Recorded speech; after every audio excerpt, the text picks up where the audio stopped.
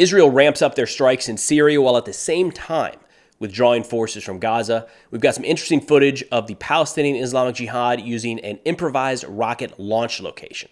What's going on, everyone? Let's take a look at some updates as it relates to the ongoing war between Israel and Hamas. I'm recording this at 10 a.m. Central on Tuesday, January 2nd, 2024. Still dealing with a little pink eye, the pros and cons of being a dad. So we're going to do mostly voiceover again in this video so you don't have to stare at this ugly mug throughout the whole video. Overnight, Syrian state media accused Israel of carrying out airstrikes in the Damascus countryside. Not unusual for Syria to accuse Israel of carrying out strikes somewhere in their territory. What is unusual is what followed.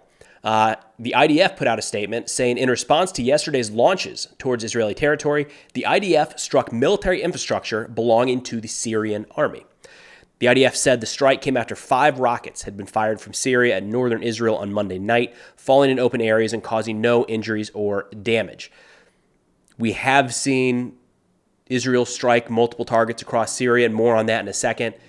Historically, it tends to be targeting Hezbollah or Iranian-backed militia groups.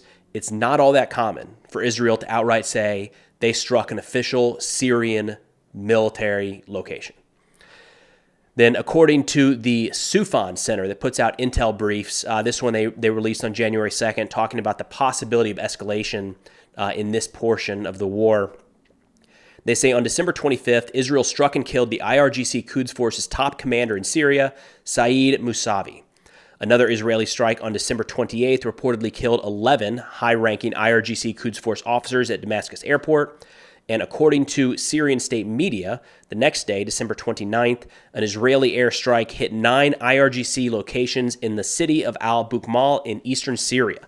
That includes a headquarters, an arms depot, and a convoy crossing to the Iraqi border into Syria. They say that attack was said to result in the deaths and serious injury of at least 20 Iran-backed militia fighters. Continuing on with this sitrep put out by the Sufan Center, I'll link it in the description below. I think it's really impressive what they put together here. They say, for now, Assad, the Syrian president, appears content to serve as an instrument of Iranian strategy while remaining on the sidelines of the battle. They say decisions about the degree to which Syria becomes a major arena in an expansion of the Israel-Hamas war will likely be made in Iran and Israel rather than in Damascus. So what they're getting at there is essentially that Assad has his hands full. There's still fighting going on all across Syria. We've got American jets in the eastern part of the country, Israeli jets in the western and central part, really all across Syria, able to fly over Syrian territory and strike targets at will. Assad has very tenuous control of his country at baseline right now. So what they're getting at here is if Syria were to get formally involved in this war with Israel to some degree, that decision is not coming from Assad and from Damascus, but it's likely something that would be prompted either by Israel on the one hand or Iran on the other. Then keeping that in mind, the idea of a possible escalation between Israel and Syria, news came out a couple days ago that Israel is going to be removing 5 brigades from combat duty in Gaza. They named the 460th Armored Brigade, the 261st Brigade, the 828th Brigade, the 14th Reserve Armored Brigade, and the 551st Reserve Paratrooper Brigade, which Israel says are all being released. So the statement put out by Israel here was that the brigades that were initially tasked with training soldiers, so they pulled some training units and put them into the fight, they're going to go back to continuing to train soldiers. And then the reservists, a bunch of them it sounds like, are going to be released back into the civilian sector to try to help the Israeli economy kind of bounce back. This is a major factor that I think is kind of underreported in this conflict. We've seen over 300,000 Israeli reservists mobilized. Those are people coming from the workforce, right, that contribute to the Israeli economy, that keep the country running in so many different ways. Pulling them out for a week or even a month at a time is significant and does serious damage to the long-term health of an economy. So one of the explanations given here is they're pulling a handful of these guys out. 5 brigades is thousands of troops, right? Pulling some of them out, a bunch of them plugging back into the Israeli economy to help mitigate some of the domestic challenges with continuing to execute this war.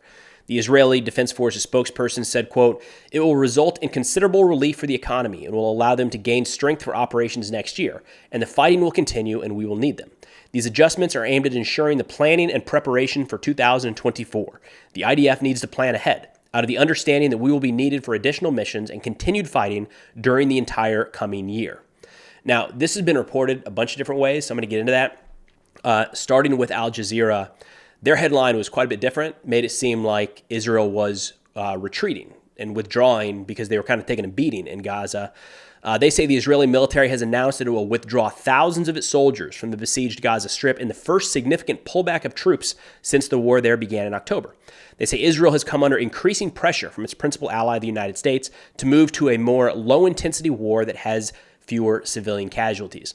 So there's a couple things I wanted to get into here to hopefully provide a little context around this, just because it's being reported a couple different ways.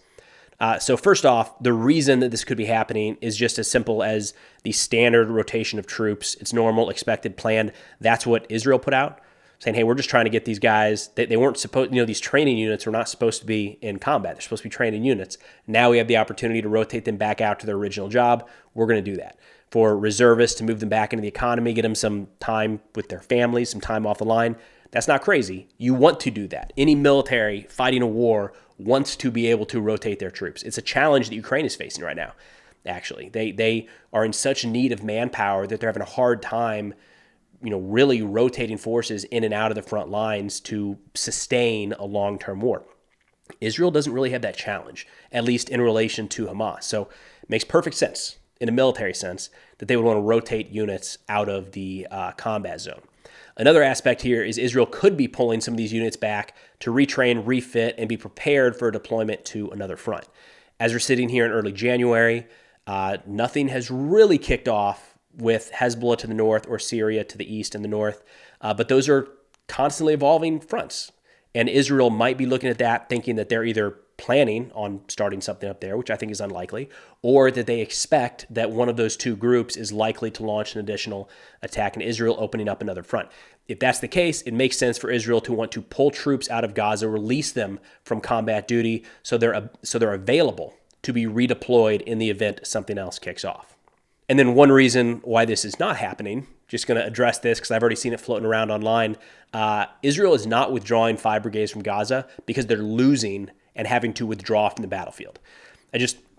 That doesn't line up with how the war has or is currently playing out. So if Israel wanted to end the war right now, we could expect some sort of negotiated ceasefire to bring the hostages home, right? You've seen this before in any other conflict where the two sides find some way to come up with an agreement where they can both claim victory to a degree and both kind of get what they want and the fighting stops. That's what you would see. Right now, in just about every regard, Israel has the upper hand over Hamas. So, if they have the upper hand in just about every aspect of this war, they likely have the upper hand in the negotiations. So a rapid withdrawal to just walk away from Gaza and get out of there kind of flies against all of that evidence. And it's contrary to what senior Israeli officials were putting out even yesterday, talking about how this war still has a long way to go and the combat is intensifying in certain portions of Gaza. Then shifting to operations on the ground, Israel says they're able to kill Abdel Misma, the Nukba company commander at Hamas, who took part in the October 7th massacre and attack into Israeli territory. Then Defense Minister Gallant visited the troops and said, quote, "To the north, we destroyed 12 Hamas battalions. Terrorists still remain, a few thousand of the 15 or 18,000 that were in the area.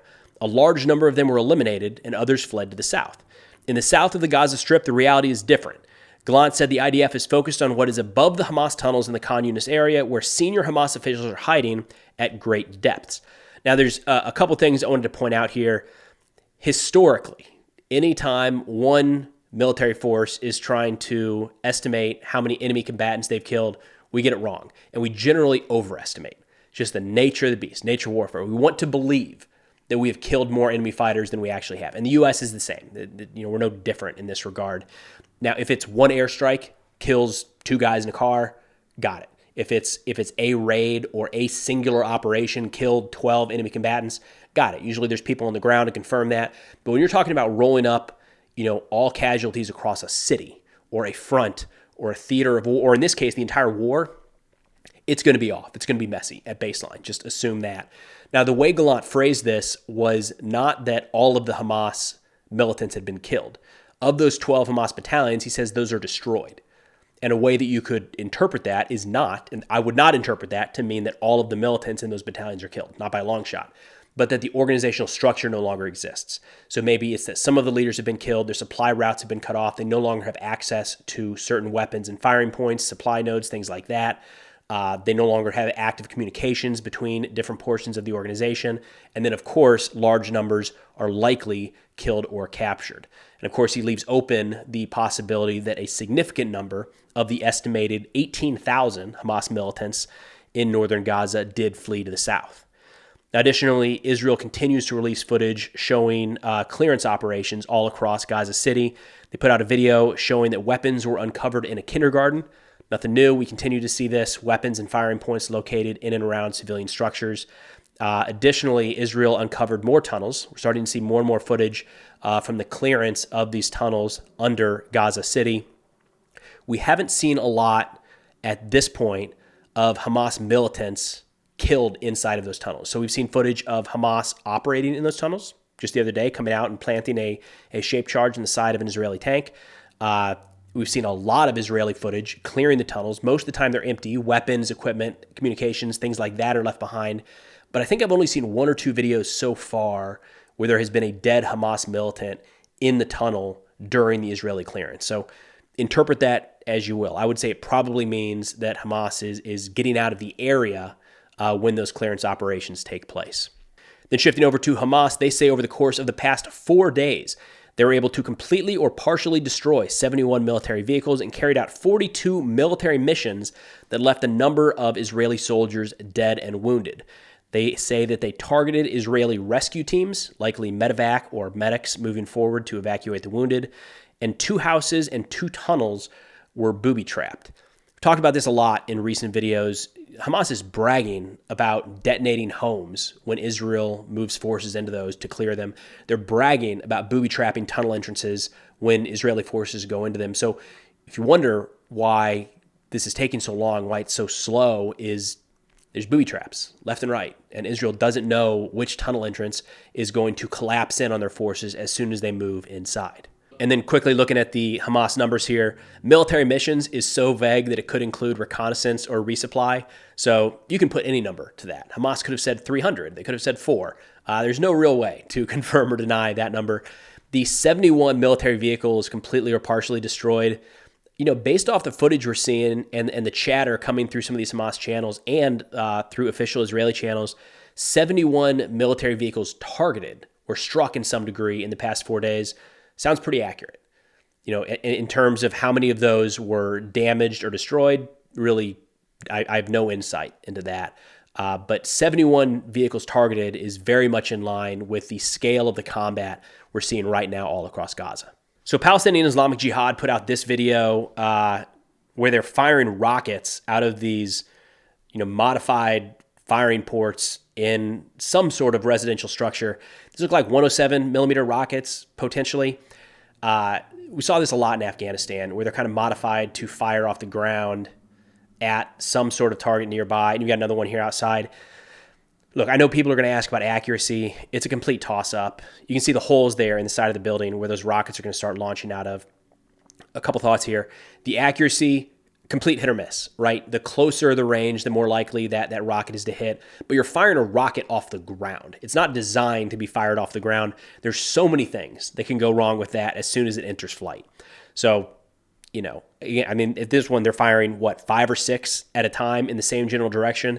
If they're aiming at a grouping of buildings or an Israeli outpost, it's entirely possible that one of those struck home. But you're not going to use this tactic to try to hit, a single Israeli tank or a bunker 6 kilometers away, anything like that. It's spray and pray with rockets, kind of. Now, another reason I wanted to bring that up is similar to the conversation about houseborne IEDs a couple days ago, where I don't know that Israel needs more of an excuse to destroy everything in Gaza, but this lays it out on a silver platter, right? The argument a couple days ago that I brought forward was that as Hamas continues to rig up these homes with explosive devices and kill or wound Israeli soldiers, Israel is going to stop clearing those buildings, and they're just going to start leveling them. It's what we saw in Raqqa and Mosul. It's not crazy to get there. Now, as you see some of these homes being used, some of these residential structures being used to house rocket launch sites, it's the same thing. How long until Israel says just destroy the whole thing, just drop a bomb on it, clear it all out? A couple little holes in the wall could be viewed now as firing ports for rockets, machine guns, RPGs, anything like that. Again, I don't know that Israel is really looking for an excuse to continue kind of the scope of the military operation in Gaza. But this is just another one of those things. They can say, hey, every structure is being used in a military capacity. Every structure has to go. Then wrapping up, we got a little naval activity here. So Iranian media yesterday said that Iran's Navy dispatched the Alborz destroyer to the Red Sea. They did not give details about the Alborz mission, but said that Iranian warships had been operating in open waters to secure shipping routes, combat piracy, and carry out other tasks since 2009. So the Red Sea, again, the area where the Houthis continue, the Iranian-backed Yemen Houthis continue to attack commercial shipping and U.S. vessels, U.S. and coalition vessels, I think is the way to say it, in the region. The British and the French have also shot down drones and missiles in recent days. So now Iran is adding their own warship into that area. The Red Sea is getting crowded. There's a lot of ships from a lot of countries in the Red Sea, and the Houthis are slinging missiles and drones left and right. It's a lot could go wrong there. And then the USS Gerald R. Ford Carrier Strike Group is headed back to the United States as part of a planned rotation after that Carrier Strike Group was twice extended to stay in the region during the onset of hostilities in Gaza. One of the arguments for the Ford being stationed there in the Eastern Mediterranean was to potentially deter Hezbollah in Lebanon from kicking off any sort of large-scale war to their south into Israeli territory. The Ford, at some point, they got to come home, right? They can't stay out there forever. Right now, it looks like the Ford is going to be replaced by the amphibious assault ship USS Baton, the USS Mesa Verde, and the USS Carter Hall. But that's all I've got for now. Of course, if interested in national security subjects, be sure to check out the sit reps I put out on Substack. Link is in the description below. Substack now also has ad-free, sponsor-free videos that go live about 1 hour before they're up on YouTube. But thanks for watching. I'll see y'all next time.